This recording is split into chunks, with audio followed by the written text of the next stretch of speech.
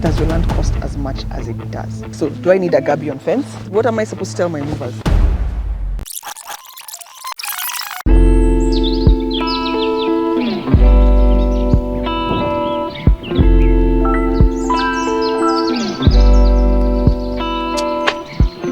Coffee in Nanyuki.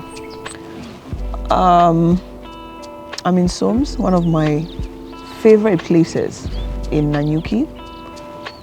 We're here to have breakfast with the Goshen Acquisitions team on our way to Acacia Cove, which is one of their sites. Thank you for the overwhelming response to my last video. An update is that I am managing to scramble some contracts here and there, and I mean, that's happening very well. So the money is coming for me to buy my piece of land, but it got me thinking, am I investing too much, especially for my first piece of land? We're talking about $10,000 and that's just my portion. And it also got me thinking about all the DMs that I get from my young movers about affordability of land and how a young person can afford land. To be quite frank, they're a good client. They allow me to do my thing, but I'm not sure if they'll allow this to make it to the video, because I want to ask some hard-hitting pertinent questions about their plans to give young Kenyans and young Africans access to land ownership as an investment. Today I might get into trouble, but Solomon, I'm coming for you.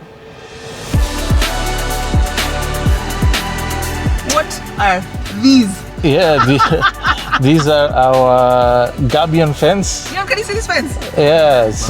What is this? So Solo, I was telling Leon earlier, I'm not even sure if you're going to agree to answer some of these questions. Yeah, although seeing the fence, I can see where this conversation will go. So Solo, why does your land cost as much as it does? Well, it's a fair question, and you have to look at each product for its own merit. So size being offered, what value comes along with it besides just the land or the space. Is there clean accessibility? What is the quality of the access roads? Is there power? Is there water? Is the scheme, the subdivision organized? Was it master planned? Or was it just chopped up into squares and rectangles by a surveyor? There's a very big difference. Those all come with costs. And so you have to look at everything in totality, as opposed to just comparing oranges and apples and expecting them to all cost the same. Again, I'm going to take you back. So do I need a gabion fence? Do I need APs? You talked about a master plan with the best architects in the world. Why? We could have done our subdivisions by working with a normal planner or a surveyor, as most people out here do. But we chose to work with Burkhartman and Associates. Yeah. I wouldn't say they're the best architects in the world, but they're certainly one of the best in Kenya, because we wanted to honor the site. And if you'll notice, our master plan for Acacia Cove is not in a grid system. No, it's not. All the plots have very unique trapezoid shapes.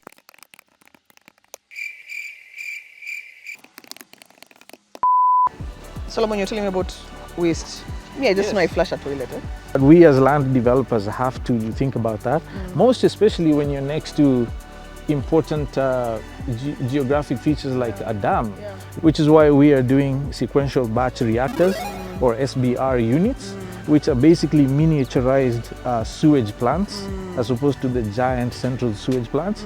How about the road also? Because there's a section that was not tarmacked. A very long section was tarmacked, but there's a section that comes here that was not tarmacked. That's public access road, which we have already asked the county to allow us to upgrade. Yeah. So in the cove, you'll have public, what can I say? Public utility spaces. Exactly that. Please explain that. At some point in the near future, there'll be 80 households within this compound. True. People with families, with children who will need places to play. The parents will need gathering places as a community to interact with one another. So garden spaces. You need space for your solid waste collection. In terms of garbage maintenance and control. All those are what are generally called public utility spaces, and they're actually required in the Physical Land Use and Planning Act processes. If a young person, 20 to 25, wants to own a piece of land here at Acacia Cove, it's good to dream. Even Solomon's first piece of land, it was a dream that came true. go back to a day with a mover and find out how this man bought his first piece of land in Kansas City. What can these people do, honestly? Because what am I supposed to tell my movers? Think about getting together with other like-minded youth like yourself. There is no limit to how many of you can own the half acre. We're happy to negotiate friendly terms, specifically for the youth, as defined by the government of Kenya. Meaning? You have to be 35 and under. Leon, you can't. Awesome, Solomon. We should start a youth club, Grand Acres Youth Club. I agree. We with Just Ivy. I've been told just start, don't wait. Yes. I'm going to write this proposal to Solo. Done. And then we see how young people will be able to afford land in Acacia Cove or other locations that... Absolutely. Yeah. Everything else looks normal. Right. You come here and then you're... Absolutely. Gabion fenced, Right. powered, watered, SBR'd. Okay. Trapezoid door. No, okay. 6 months ago, I had no idea how to speak land. I had no idea even what to say. If I was sold to land for 300K, I'd just buy it because, you know, people are buying it. But now that you've explained to the T what it is that I need to look for, I am very grateful for taking me on this journey. You're most welcome. Thank you for allowing us the privilege to share our learnings and help you along that journey. Yeah. My youth club, can we shake on it? Done. My friend, that is it. Done. Guys, bye.